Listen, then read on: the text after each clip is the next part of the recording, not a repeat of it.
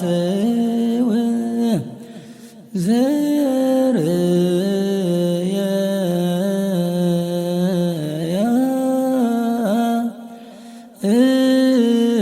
እቆብ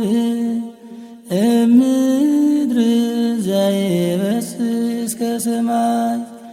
ወመላእክተ እግዚአብሔር የዐርጉ ወይወርዱ ውስቴታ ሰአሊለነ ቅድስ። በስመ አብ ወወልድ ወመንፈስ ቅዱስ አሃዱ አምላክ አሜን። ኣብ ዝተፈላለየ ክፍላት ዓለም ኮይንኩም ነዚ ፕሮግራም እዚ ትከታተሉ ህዝበ ክርስቲያን በብዘለኹም ሰዓትን ኣቋፃፅራ ግዜን ከመይ ሓዲርኩም ከመይ ውዒልኩም ከመይ ቀኒኹም ኣሜን። ልዑለ ባህሪ እግዚኣብሔር ኣምላኽና ክብሪ ምስጋና ንዑ ይኹን። ክርስቶስ መድሕና ብምውላዳ ንድሕነትና መሰላ ዝኾነት ቅድስተ ቅዱሳን እማ ኣምላኽ ድንግል ማርያም በረከታ ረድኤታ ኣማላጅነታ ካብ ኩላትና ይፈለ።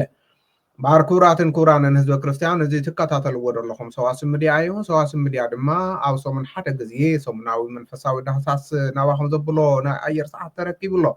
ባር ጀሚርና እስካብ ንውድእ ምሳና ክትፀንሑ ሰሚዕኹም እውን ደሰምዐ ከተስምዑልና መንፈሳዊ ኣገልግሎትና ከዓቢ ናይ ኩሉ ግዜ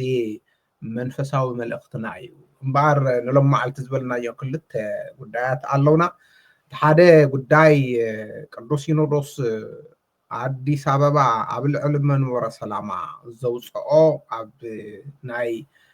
2017 ዓመተ ምህረት ረክበ ካህናት እዩ። እቲ ካልኣይ ሎሚ ዕለት 20 ግንቦት 2017 ዓመተ ምህረት ኣብ መቐለ ፍሉይ ቦታ እንዳ ኢየሱስ ተባሂሉ ዝፅዋዕ እንዳ ኢየሱስ ኣረግቲ ዩኒቨርስቲ ዓብይ ቤተክርስትያን ተሃኒፁ ካብቲ ነባር ቤተክርስትያን ናብቲ ሓድሽ እታወት ተመሪቑ ኣትዩሎ። ብፁዓን ኣበው ሊቃነ ጳጳሳት ብዙሓት ሊቃውንቲ ቤተክርስትያንን ዓበይቲ ዓድን ሰባኽያነ ወንጀልን ሰንበት ትምህርቲ ቤትን ህፃናትን መናእሰይን ኣብ ዝተረኸብሉ ኣትዩሎ። ኣብኡ ግን ሓደ ነገር ኣድለይቲ ዘይኮኑ ነገራት በፂሖምና ኣለዋ። ንሱ እውን ናባኹም ክንነብሎ ኢና እሞ እስከ መወዳእታ ምሳና ክትፀንሑ እንደገና ብክብሪ ንዓደምና ናብቲ ናይ መጀመርያና ክንኸይድ ከለና ቅዱስ ሲኖዶስ ኢትዮጵያ ናይ 2017 ዓመተ ምህረት ናይ ረክበ ካህናት ጉባኤ ንብሕ ድበሉ መዓልትታት ወሲዱ ልዕሊ ሰሙን ዝኸውን ናብ 2 ሰሙን ዝፅጋዕ ግዜ ወሲዱ ሎም መዓልቲ ዕለት 20 ግንቦት ወዲ ኣለኹ ኢሉ ነቲ ዝሰርሖ ስራሕቲ ድማ ብመግለፂ ዛዚምዎ ኣሎ። ባር እቲ መግለፂ ከውፅኦ ከሎ ከምቲ ኣብ ሰዋስው ሚድያ ፔጅ እውን ለጢፍናዮ ዘለና 15 ነጥቢ ዘለዎ እዩ። እቲ በዓል 15 ነጥቢ መግለፂ ናይ ቅዱስ ሲኖዶስ ኢትዮጵያ ሎም መዓልቲ ኣትኺርና ነዝትየሉ ኣብ ቁፅሪ 1 ኣብ ቁፅሪ 13 ዘሎ እዩ። ብፍላይ ኣብ ቁፅሪ 13 ዘሎ ንቤተ ክርስቲያን ትግራይ ንህዝበ ክርስቲያን ትግራይ ሓፈሻዊ ንትግራይ ዓይነት መልእኽቲ ዘለዎ ንድብል ብዕምቀት ክርአ ዘለዎ ነጥቢ እዩ። በኣር ቁፅሪ 1 ክንቀድም ከለና ኣብ ቁፅሪ 1 እንታይ ድብል ስለ ሰላም እዩ ድብል። ሰላም ማንም ዝፀልእ የለን። ሰላማዊ እግዚኣብሔር እናምለኽና ንሰላም ዳኣልና ክንተግህ ደለና እምበር ብዕግርግር መንፈስ ክንጓዓዝ ፅቡቅ ኣይኮነን። ግን እቲ ናይ ሰላም ሂደቱ እንታይ ይመስል ንድብል እዩ እሞ ክንንቦ ኢና። ቁጥር 1 ይብል ለሰላምና ለአንድነት ቅድሚያ በመስጠት ምትክል የሌለው የሰው ልጅ ህይወት ባለአደራ የሆነው ቅዱስ ሲኖዶስ ስለ ሰላም ያለማቋረጥ መጸለይ፣ ጸሎተ ምህለላ ማወጅ፣ የሰላምና የአንድነት ጥር ማስተላለፍ እንደተጠበቀ ሆኖ ይብል። ናይ ሰላምን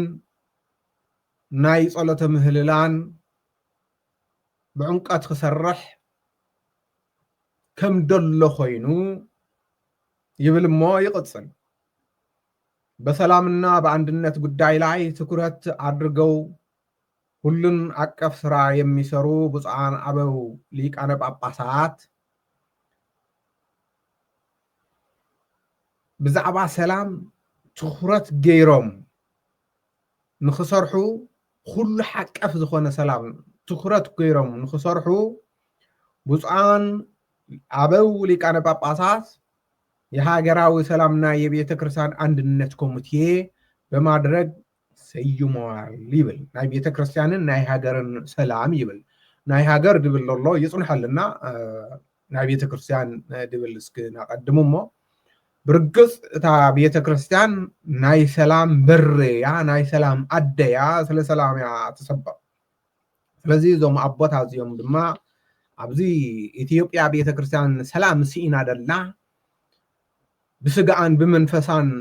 ትርበሽ ደላ ብደገን ብውሽጥን ትናወፅ ደላ መሐጎሲ መናፍቃን ትኸውን ደላ እዞም ናይ ሰላም ተባሂሎም ደለው ካብ ዝኸድሕንዋ ድዮም ንድብል ንድሕሪት ክንሪኦ ኢና ስለዚ ኣብዚ ናይ ኮሚቴ እዚ እንታይ ድብል ደሎ ኣብቲ መግለፂ ኣብቲ ፔጅና እውን ኣትዮም ትርእይዎ ኢኹም ኮሚቴ ተጣይሾም ኣለው ይድብል ደሎ እምበሬ ኣብኡ እንመን እዮም ግን ኣይቕመጠን እዩ ሕና ግን ከም ሰዋስብ ሚድያ እንመን ምዃኖም በፂሕናዮም ኣለና እሞ ትድበፅሕና ናባኹም ክንነብፅሐልኩም ሰዋስብ ማለት እውን ያው መሰላል እዩ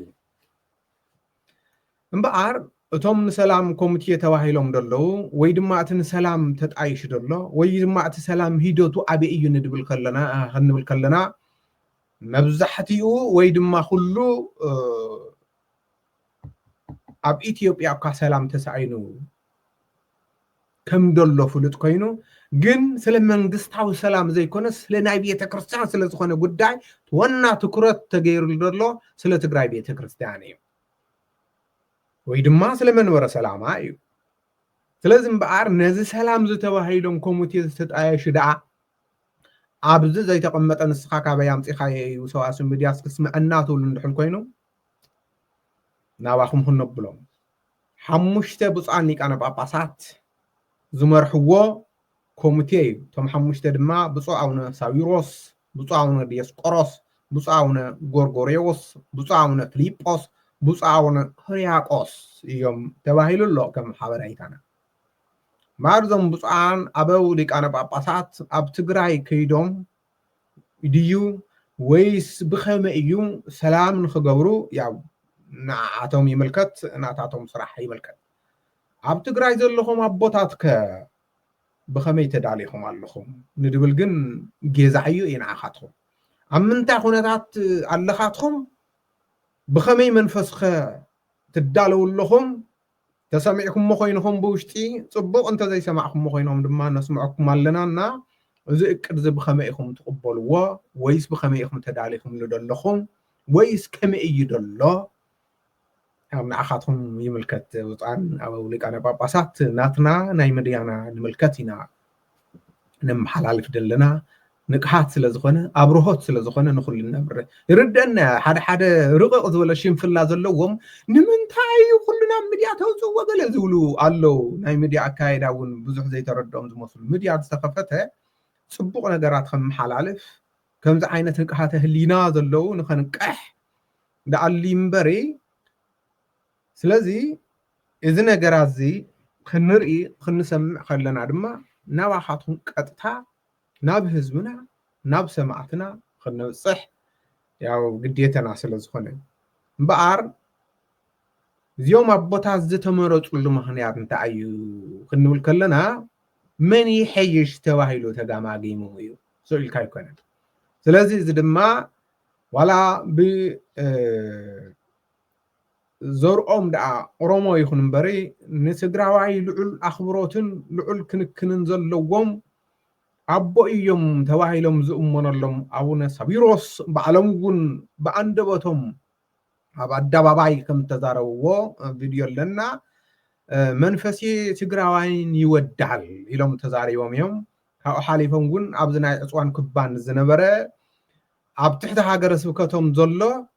እንድሕል ጠውቂምካ ሓደ ትግራዋይ ኣእሲርካ ንዕኡ ኣውፅአ ንዓኻ ከእስረካ እየ ኢሎዮ ኢሎም ዝተዛረብዎ ግዜ እውን ኣለና ስለዚ እዚ ተራእዩ እምበኣር ናብ ትግራይ እንድሕል ከይዶም እዚኦም እምቢ ዝብሎም ሰብኣይ ይህልን ዝብል ብዙሕ ዝተፀንዖ ፅንዓት እዩ ካብኡ ሓሊፉ እውን ያው ኣቡነ ዲዮስቆሮስ እውን ጸሓፊ እዮም ኣብዚ ሰዓት እውን ትግራዋይ እዮም ያው ኣቡነ ጎርጎርዮስ እውን ኣለው ኣቡነ ፊልጶስ ክንብል ከለና ያው ኣብ መንፈሳዊ ኮሌጅ ቅዱስ ጳውሎስ ዝነበርኩምን ብዛዕባ ንሱን ትፈልጥዎ ባዕላትኩም ኣብ ኣዲስ ኣበባ ዝነበርኩም ስለ ትፈልጥዎ ከመይ ነይሮም ኣብዚ 2-3 ዓመት ንዓኹም ንገድፎ ካብኡ ሓሊፉ እዞም ኣቦታት ቦይኖም ድዮም ብድሕሪኦም ከዓ ዓብይ ኮሚቴ ኣሎ ድዩ ከመይ እዩ ንድብል ከዓ ኣብ ሂደት ክንሪኦ ኢና እዚ ክኸውን ከሎ ግን ንሰላም ንዕርቂ ብሓደ ኮይንካ ንምግልጋል ዝፀልእ ማንም ፍጡር የለን ናይ ሂደት ሰላም ግን ከመይ ክኸውን እዩ ንድብል ግን እዚ ክነቅሕ ዘለዎ ንቕሓተ ህሊና ከመይ እዩ ክኸውን ዘለዎ ናብ ድብል ሕፅር ብድበለ ንገድፎ እሞ ካብኡ ሓሊፉ ካብ ቁፅሪ 1 ናብ ቁፅሪ 13 ክንሰግር ከለና ቁፅሪ 13 ደሎ ብጣዕሚ ክስመረሉ ክረአዮ ዝግባእ ብዝናይ ሰላም ኮሚቴ እውን ኣተሓሒዝካ ናበይ ገፁ እዩ ዝቕየድ ዘሎ ንድብል እዩ ምክንያቱ እንታይ እዩ ድበሃል ምስሊ ኣሎ ዓበይቲ ወለዲ ዝመስልዎ ኢድካ ሒዙ ዝልምነካ እንተኣበኻ ፅፊዒት ይበሃል ኣሎ ምክንያቱ 13 ቁፅሪ ደላ መግለፅን ናይ ቁፅሪ 1 ደላ መግለፅን ክትርእየን ከለኻ ዓውይ ዘብየ ደለዎ ቅንየ እዩ እስኪ እንታይ እያ ትብል ደላ ቁፅሪ 13 ክንብል ከለና ለቅዱስ ሲኖዶስ ዋና ጸሓፊ ብፁዕ አቡነ ዲዮስቆሮስ በደቡባዊ ዞን ማይጨው ልብ በሉ የደቡባዊ ምስራቅ ትግራይ አህጉረ ስብከትና የመንበረ ፓትርያርክ የቅርሳ ቅርስ ጥበቃና ቤተ መጻሕፍት ወመዘክር ሙዚየም መምሪያ የበላይ ኃላፊ የማህበራትና መደራጃ መምሪያና የራያ ሀገረ ስብከት ሊቀ ጳጳስ መርጦ ሽሟል ይብል እምበኣር ሓድሽ ሃገረ ስብከት ተመስሪቱሉ ኣብ ትግራይ ኣብ ኣዲስ ኣበባ ኮይንካ ብወንጭፍ ዝመሓደር ማለት እዩ ሓደ ካልኣይ ኣቡነ ሊባኖስ ዝመርሕዎ ናይ ማጨው ዘዋደው ብናይ ኣቡነ ዲዮስቆሮስ ሃገረ ስብከት እዩ ተባሂሉሎ ክልተ ሳልሳይ ብብፁዕ ኣቡነ እንባቆም ዝምራሕ ደቡብ ምብራቅ ሃገረ ስብከት እውን ብብፁዕ ኣቡነ ዲዮስቆሮስ ሃገረ ስብከት እዩ ተባሂሉሎ ሰለስተ ስለዚ እዚ እንታይ ማለት እዩ እቲ ራያ ድብል ይጽንሐልና ክንምለሶ ኢና ሓፈሻ ኣቡነ ዲዮስቆሮስ ሃገረ ስብከቶም ካብ ሃገረ ሰላም ደጉዓ ተንቤን ጀሚሩ ሰዓርቲ ሳምረ ብሙሉእ እንደርታ መቐለ ከተማ ገዲፍካ ናይ ኣቡነ ኢሳይያስ ማለት እዩ ብሙሉኡ ድድባ ደርጋዕጀን እስራ ዓዲ ወጀራት አላጀ ምላሽ ዓድ እንዳመሆኒ ብሙሉእ ራያ ዓዞ ማጨው አላማጣ ኮረም አቡነ ዲዮስቆሮስ ሃገረ ስብከት እዩ ኢኹም ትበሃሉ ዘለኹም ኣቦታትና ስለዚ ኣብዚ ብፁዕ ኣቡነ እንባቆምን ብፁዕ ኣቡነ ሊባኖስን እንታይ ዓይነት ስራሕ ይጽበየኩም ኣሎ እንታይ ዓይነት ገዛዕዮ ትዳለኹ ኣለኹም ያው ንቦታትና ክንገድፎ ሓፈሻዊ ግን ተኣንቶ ኢድካ ሒዙ ዝልምነካ እንተኣበኻ ጽፊዒት ቅዱስ ሲኖዶስ ኢትዮጵያ ዘን ናይ ብፁዕ ኣቡነ እንባቆም ናይ ብፁዕ ኣቡነ ሊባኖስ ዝመርሕዎን ዘለዎ ሃገረ ስብከታት በቃ ብናይ ኣቡነ ዲዮስቆሮስ እየን ኢሉ እዩ ኣብ መግለጹ ኣቕሚጥዎ እንደሎ ስለዚኩም እንደኽለወይን ዳርጋ ፍርቂ ትግራይ ምክንያቱ ሕማራ እውን የላን እያ ልዕሊ ፍርቂ እምበር ማለት ስለዚ ንዚ እንድሕል ኮይኑ ናይ ሰላም ኮሚቴ ተባሂሎም እውን ተጣይሾም ኣለው ከመይ እዩ ክኸውን እንድሓር ያው እግዚኣብሔር ጥበቡ ምስትውዓሉ ንኩላትና ይሃበና ይድብል ሓንቲ ከባድ ደላ ግን ክትስተኻኸል ዘለዋ ናይ ራያ ሃገረ ስብከት ኢልካ ተኣውጃ ደላ እዚኣ ከባድ እያ يا خباد يا بصو أو نديس قراص تسفاي يقبر انتس بسماي انتس بمدري انتس بقلة إذا بديو زي قواص حكم مو خدتو سمعوه ناي رايا هاجر سبكت خبها الكل رايا نخل التمم قال مالتي ناي رايا دبل قديفكا كم تال دولكم ما تتخون كم حشة لازم ناي رايا هاجر سبكت خبها الكل قدامي نجر رايا دبال من إثيوبيا سينودس ولا كد من ورا سلامة كدمي بصان لك أنا باباسات متجاشون رايا هاجر سبكت دبال أي نمرن أنت نير خينو يا تقر من تدخل يخم أو بصان لك أنا باباسات خزنا رايا هاجر سبكت دبال زلو أكايدا بتي تعيسمو إذا والله ويد ما أنا محارة يجبعي تبعيلو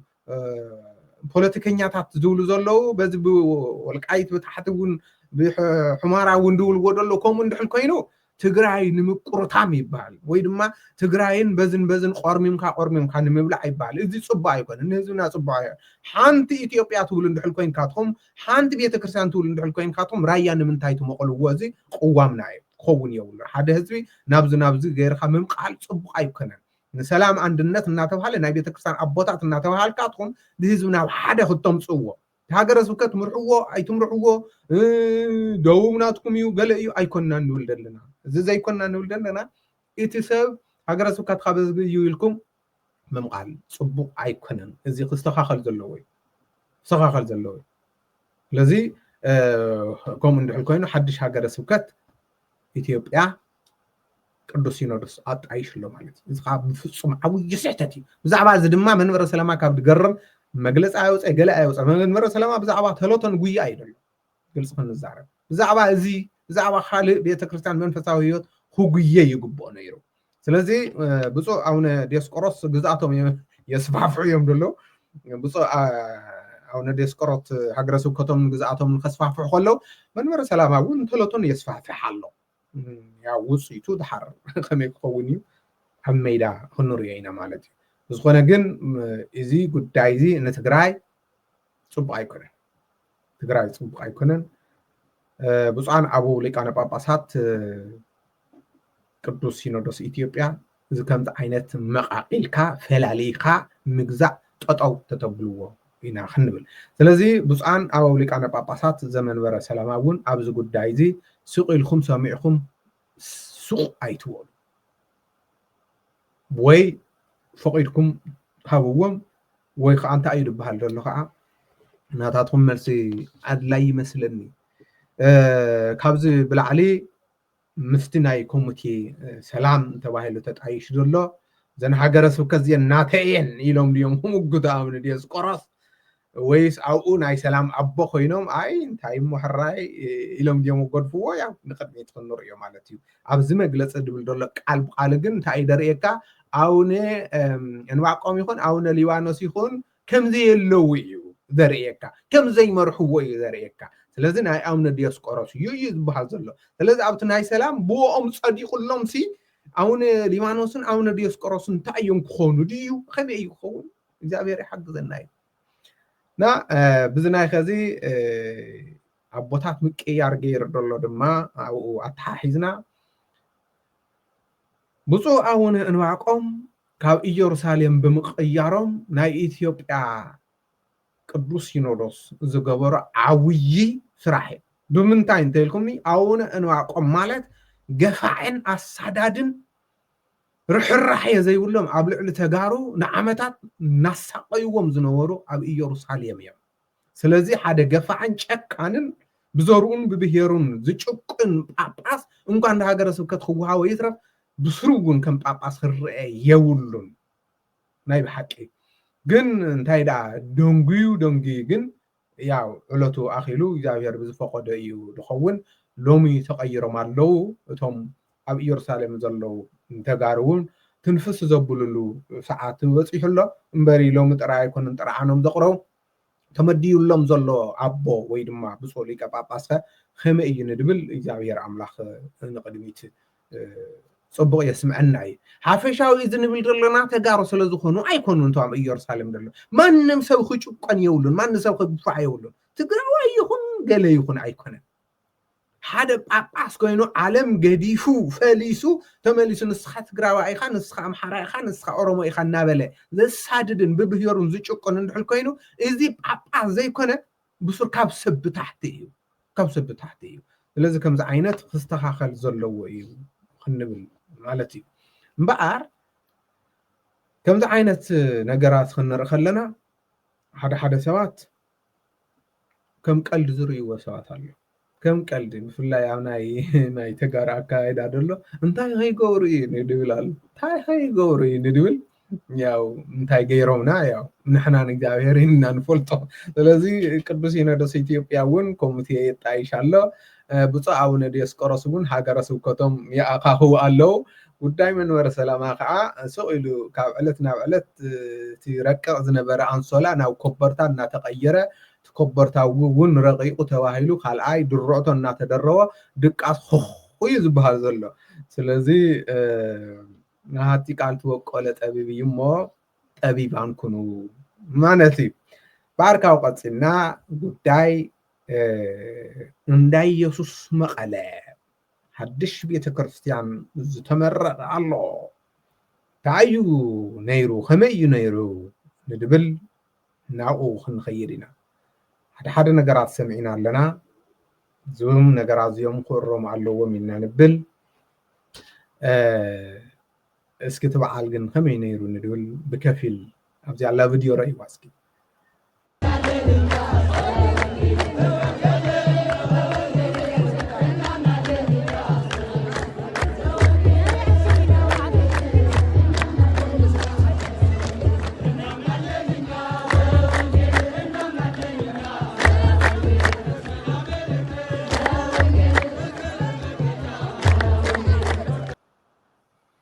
ኣብዚ ኣኽለና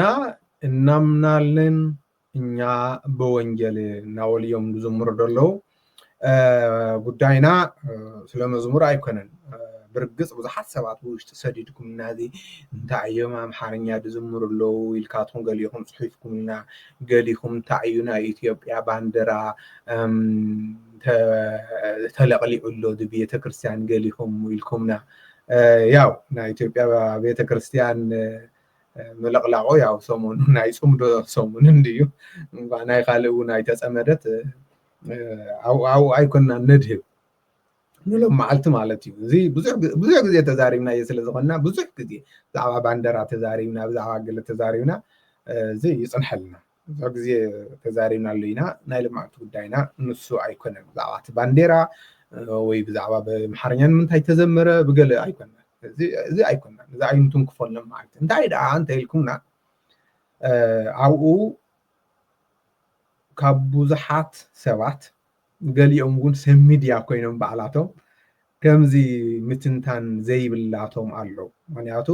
ብኸመይ እንተ ኢልኩምና ንሕና ሰሙናዊ ዳሕሳስ ኣለና ገሊአን መንፈሳዊ ሚድያ ግን ሰሙናዊ ዳሕሳስ ዘይብሎም ወይ ምስ ኣቦታት ምስ መምህራን ምስ ብፃን ኣብ ሊቃነ ጳጳሳት እንተርኡ እናገበሩ ትምህርቲ ተደይ ኮይኑ ወይ ድማ እቲ ዝወዓለ በዓል ናይ ክብረ በዓል ቀሪፅካ ምምሕልላፍ ተደይ ኮይኑ ከምዚ ምትንታን የብልናን እሞ እዚ ጉዳይ ዝስክርኦይዎ ንድወሉና ዓበይቲ ሚድያታት ኮይኖም ወፂሕና እዩ ያው እንታይ እዩ ንሱ ሚድያና እውን ኣብኡ ተረኺቡ እዩ ሰዋስው ሚድያ ማለት እዩ እና ኣብኡ ዝነበረ ንኸይቐርፁ ነቶም ካሜራማናት እናተደፍኡ እዮም ውዒሎም ንምንታይ እዩ ኢልና እስካብ ሃገረ ስብከት ኣጻሪና ኢና ቤተ ክርስቲያን እተን ካልኦት ቤተ ክርስቲያን በዚ መዓልቲ እዚ ሙፁና በዚ መዓልቲ እዚ ቀሪፅኩም ንህዝብና ኣመሓላልፉልና መንፈሳዊ ህይወትና መንፈሳዊ ኣገልግሎትና ሰብ ይርአዮ እቲ ቅዱስ ታሪክ ሰብ ይፍለጦ ናይ ኣቦታትና ትምህርትን ብራኾትን ኣብ ኩሉ ሰብ ይብፃሕ ኣብ ኩሉ ዓለም ይብፃሕ ኢለን ወረቐት ይፅሕፋየን እዞም ቤተ ክርስቲያን እዚኦም ግን ኣብዚኦም ኣብዚ ደለው ኣመሓዳሪ ወይ ፀሓፊ ንወሎ ብላዕሊ ካብኡ ሰበካ ጉባኤ ክመፅእ እዩ ካብኡ ሓፈሻዊ ኮሚቴ ክመፅእ እዩ ግን ካብ ከምዚ ዓይነት ዝሞ ይፅንሐልና መንፈሳዊ ህይወት እዩ ዓብይ ቤተ ክርስቲያን እዩ ዝምረቕ ዘሎ ኢለን ባዕለን ተበጊሰን ዝኸዳ ብዙሓት ሚድያታት እኳ ከይትቀርፁ ኢሎም ይደፍእዎም እዮም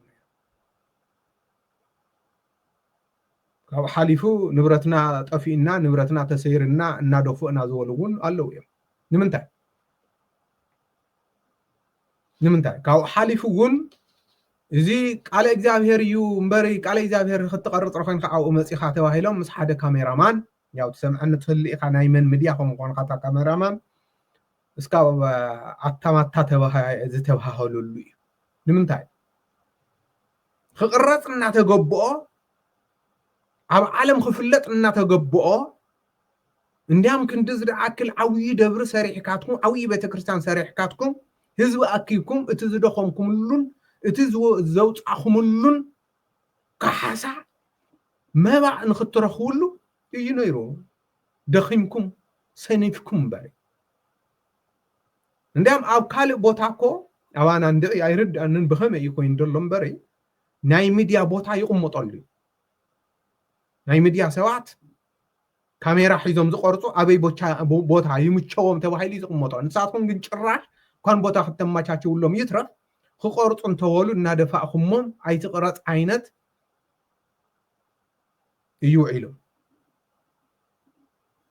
ከዚ እዚ ለመዓልቲ እዩ ታወት ኣትሎ ፅዋሕ ክብረ በዓል ፅዋሕ ከይድገም ኣብ ካልእ ቤተ ክርስቲያን እንኳን ዶ ከምዚ ክህሊ ይትረፍ ኣቐዲምካ እዩ ቅድመ ምድላው ዝግበሮ ኣቐዲምካ ንምድያ ኣቐዲምካ ተፀዊዑ ቶም ዓበይቲ ሚድያታት ሃገራዊ ይኹን መንፈሳውያን ይኹን እውን ተፀዊዖም ክቀርፁ ቦታ ተዋሂቦም እናተገበአ ኣብ ናታትኩም ግን ብናይ ባዕሎም ተበግሶ ዝመፁ ሚድያታት ይኹን ብዝኾነ ይኹን ድመፁ መንፈሳውያን ሚድያታት ነዚ መንፈሳዊ ህይወት ክቀርፁ እንተበልኩም እናገበርካትኩም ዝውዓልኩም ብጣዕሚ ኢና ሓዚና ኣብዚ ክስመሮ ዘለዎ ዝሓዘናዮ ምክንያቱ እንታይ እዩ እንተበልና እኸለ ሚድያ ተደፍእ ኣይኮን ጠቕላላ ከም ሚድያ ከምኡ ዓይነት ኣይኽድን እዩ ብፍላይ ቃለ እግዚኣብሔር ክቅረፅ የብሉን ኢልኩም ዝተኸራኸርኩም ኣቦ ሙሉእ ሽምኩም እውን ወፂሕና ኣሎ ምስ ዲያቆን እኸለ ዝተኸራኸርኩምሞ ንምንታይ ክቅረፅ የብሉን እዚ ኣብ ውሽጢ ቤተክርስትያን ናይ ኣቦታት እዩ ዝወበልኩምሞ ቃለ እግዚኣብሔር ባ ተቀሪፁ ንህዝበ ክርስቲያን ክሰምዖ ይግበር ኣብ ምንታይ ጀነሬሽን እንታይ ከመይ እዩ ኣብ ምንታይ ክፍሊ ዓለም ዲና ደለና እንዲያም ናይ ኣቦታትና ቃለ እግዚኣብሔር ተሰኒዱ ቦታትና እኮ ሰብሲ ኢኖም እምበሪ ሕድሕድ ሊቃውንቲ እኮ ሕድሕድ ላይብረሪ ዝኣክል ታይስም ፍልጠትን ብቕዓትን እዩ ዘሎ ግን ከምዝን ወድዝን ስለ ዘሎ ብስነ ስርዓት ተሰኒዱ ንእሽተይ ወለዶ ክመሃሮ ንኸይኸውን ከምዚኦም ዝበሉ ማሕለኻታት ዝፈጥሩ ክርከብ ከሎ ብጣዕሚ እዩ ሕማቅ እዩ ስለዚ እዚ ክንብል ከለና ክድገም የብሉን ኣብ ካልእ ቤተክርስትያን እውን ኣብ ዝኾነ ይኹን ቤተክርስትያን ክብረ በዓል ከም ኣክሱም ዝዓቢ ወይ ድማ ብዙሕ ህዝቢ ዝመፆ የለን ግን ኣብኡ ካሜራ ዝቀርፁ ሰባት እንኳን ክግፉዕ ይትረፍ ክባራታትዑን ክቀርፁን ናብ ዓለም ከባፅሕዎን ድዓ ይግበር ነይሩ እዚ ድማ ኣብዚ ዩኒቨርሲቲ ውሽጢ ወይ ድማ ኣብዚ ግቢ ውሽጢ ደሎ ብቲ ግቢ ውሽጢ ብዙሓት ምሁራን ሓሊፎም እዮም እዚ ቤተክርስትያን እዚ ይፈልጥዎ እዮም ዋላ ኣብዚ ሓድሽ ኣይኹን ኣብዚ ናይ ቀደም ስለዚ ኣብ ዝተፈላለየ ክፍላት ዓለም ኮይኖም ንኽርእይዎ ድኣ ክግበር ነይሩ ክንደይ ደኳትር ክንደይ ፕሮፌሰራት ዘውፀአ ዩኒቨርሲቲ ስለ ዝኾነ ኣብ ዝተፈላለየ ዓለም ኮይኖም ክሰምዕዎ ክርእይዎ ከሎ ደስ ኢልዎም ባህ ኢልዎም ድኣ መባኦም ክሰዱ ክግባእ ነይሩዎ እምበሪ ጭራሽ ክቐርፅ ዝመፀ ሚድያ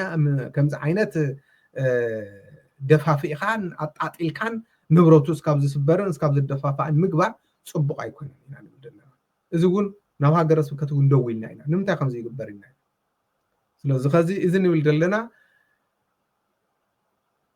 عمدا يوسف تجبره أب كال خدجم بفصم أيكون كومون دقم دحل كينو وتم كومو زجبر سبعة خلنا خلنا بلنا هذا كومو ده بلنا يوم من الوقت بيوهنا غيرهم مخونو إلنا سلم بلنا خايف ولطو تناي مديات أقوم خايف ولطو غيرهم مخونو من يعطي ناي مديات أقوم زفرت قرمي دبلنا قرم دبلنا من يعطي قال يوم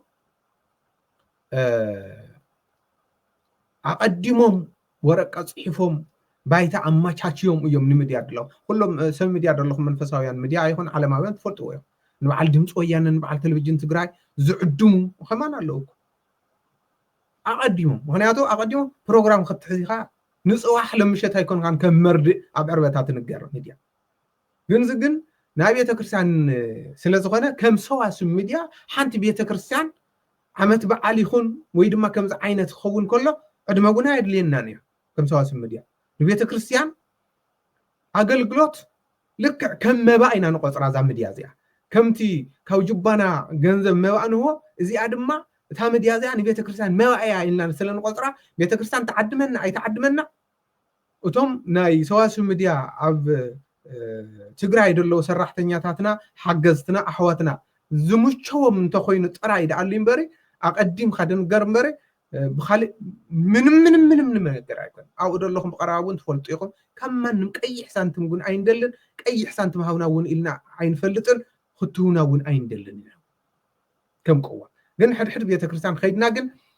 ሙሉእ ለይቲ ሓዲሮም ፕሮግራም የመሓላልፉ እያቶም ቶም ካልኦት ሚድያታት እውን ከም እያቶም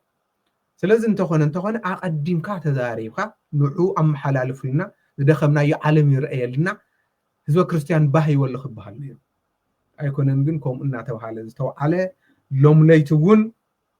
ከም እንድሕል ኮይኑ ዋንታ ክንገብር ሞ ክንኸይድ ነኽሉ እዮም ምርግጽ ይውን ከም ክሉ እዮም ታኽንገብር ከም ዝድውልና እንድሕል ኮይኖም ታኽንገብር ስለዚህ እንታይ ዳ ክትገብሩ ነይርካትኹም ንድብል ኣቀዲምኩም ሓደ ብፁዓን ኣበው ሊቃነ ጳጳሳት ካብ መኪና ክመፁ ከለዉ ርሕቐት ህልወ የብሉን ርሕቐት ከምቲ ብውሽጢ እውን ብካልኦት እውን ብተዛረቡ ዘፀረናዮ ብፁዓን ኣበው ሊቃነ ጳጳሳት ብዚ ዕድሞኦም እዚ ናይ ሽምግልና ዕድመ ኮይኖም ዓቐብን ቁልቁልን ክብሉ ፅቡቅ ኣይኮነን ኣማቻቺኻ እስካብቲ በር እንተትበፅሕታ መኪና እንታይ ፀገም ኣሎ እንታይ ሓጢኣት ኣሎ እንኳን መኪና እስካብ በሪ ምብፅሓ ከም ሓጢኣት ከም ፀገም ኣይኮነን ንሕና ደቂ ሰባት